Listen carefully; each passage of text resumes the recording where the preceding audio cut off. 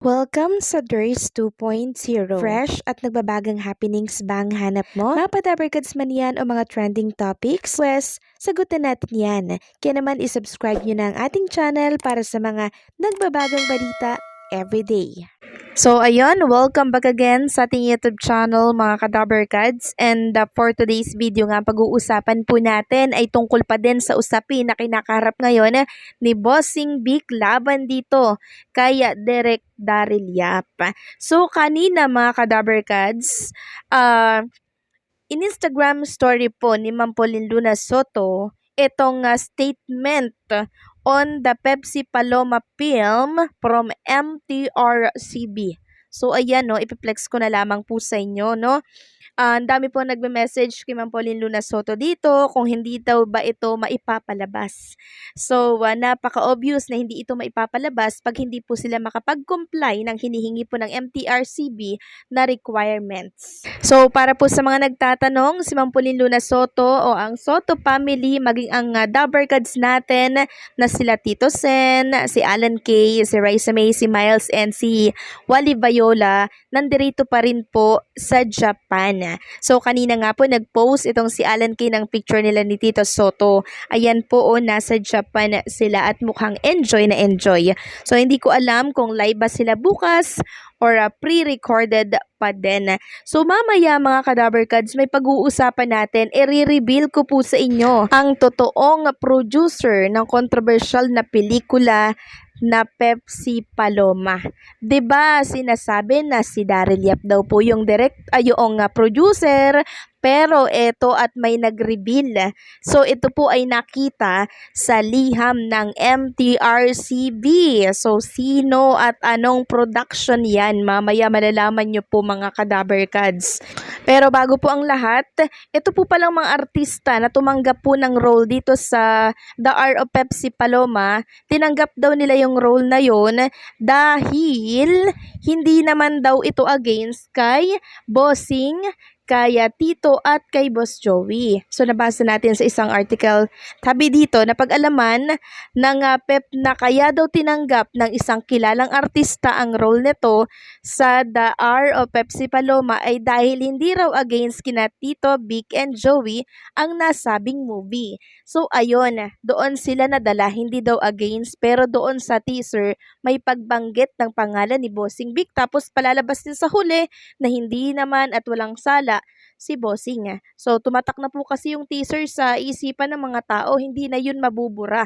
Yun po ang mahirap doon na gamit si Bossing Vic Soto. So hindi po lusot yan kahit palabasin pa sa huli na walang kasalanan si Bossing Vic at naakusahan lamang, hindi yan lusot dahil teaser pa lang, damage na po ang pangalan ni Bossing Vic Soto. Samantalang talakayin naman natin itong inilabas ng isang abogado dito po sa Facebook. Kahapon yan. Sabi niya, why did Daryl Yap lose the writ of habeas case? I have read the full 20-page decision of the Muntinlupa Court by Judge Lizelle Aquiatan. There seems to be three main reasons why Daryl Yap lost the teaser trailer case. So ano ba yung tatlong yan? Unang-una, Vic Soto argue his right to privacy, specifically the right to informational privacy. He has able to emphasize that the case filed by Pepsi Paloma against him was dismissed in 1982. He was able to present a printout of a news article reporting the dismissal. Thus, he is entitled to control the information coming out about him as regards to the dismissal of the case and whether he can be portrayed as a R of or not by the teaser of Daryl Yap. Number 2, Pauline Luna testified to back up Vic Soto arguments, specifically focusing on the harms that the teaser trailer wrought on their family, consisting of death threats, harassment, and negative comments, and especially their 7-year-old daughter who was suffering from bullying and online harassment. Thus, the nexus between the violation of the right to privacy and the right to life, liberty, and or security was established, which would entitle Vic Soto to the writ of habeas data. Number 3, Most importantly, the reason why Daryl Yap lost the case is it seems that his side had weak, if not inexistent arguments unless it was omitted or not presented by the judge in the decision accurately. DY, whose lawyer is Attorney Fortune or Raymond Fortune, argued that he researched and based his film and the teaser trailer on documents on personal research in Olongapo.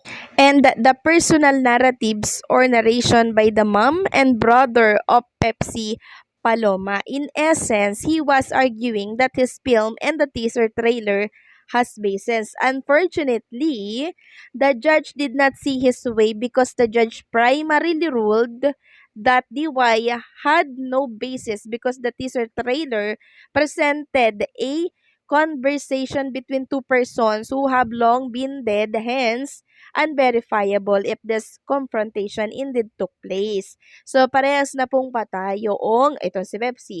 Then, ito pong si Charito Solis, di ba? While DY argue, he interviewed the brother and mother of Pepsi Paloma. It seems he never argued that the teaser trailer scene was based on the interviews and testimony of the family of Pepsi Paloma. He never argued that the films based on real-life stories are allowed some extent of creative liberties.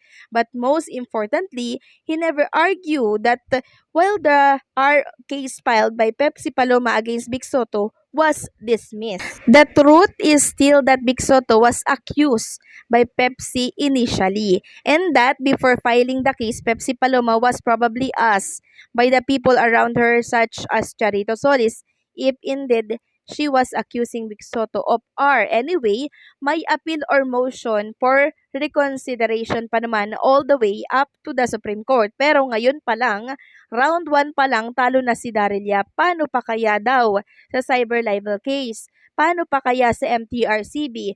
Paano pa kaya pag pinublish niya yung film sa YouTube or some other platform sa internet to bypass the MTRCB? Iniwan siya ng consistent na backer niya and supporter. Vic Del Rosario refused to produce the movie. Iiwan din kaya siya sa ere ng totoong producer niya na ayaw pa i-reveal hanggang ngayon? So yan ang pag-uusapan natin. Sino ang producer ng naturang kontrobersyal na pelikula? So eto po. Makinig kayo ha. Matapos mapabalita ngayong Enero 29, Miyerkules ng umaga ang latest statement ng MTRCB kaugnay sa pagre-review sa Pepsi Paloma movie, inilabas si Daryl Yap sa kanyang FB account ngayon ding Wednesday morning ang letter ng MTRCB dated January 28, 2025 para sa producer ng The R of Pepsi Paloma. Base sa liham, ang producer ng controversial na pelikula ay si Jose R. Olenares Jr., presidente ng Pinoy Flix Films and Entertainment Production. Ang liham ay tungkol sa request for certificate clearance of no pending case in the application involving the film of Pepsi Paloma. So, ayan, ipapakita ko na lamang sa inyo yung greetings po ng MTRCB. Nakalagay dyan, di ba? Dear President Olenares. So, doon pa lang, siya po pala ang naturang producer. Ayon dito sa isang article na binabasa natin na Pinoy Flix Films po pala ang nag-produce ng pelikula. Taliwas po dito sa sinasabi ni Daryl Yap na siya daw ang producer. So ito pa lang si Olenares Jr. ang producer. So ngayon alam nyo na mga Kadaver Kads. So ano po ang take ninyo dito sa producer ng Pepsi Paloma? Please comment down below.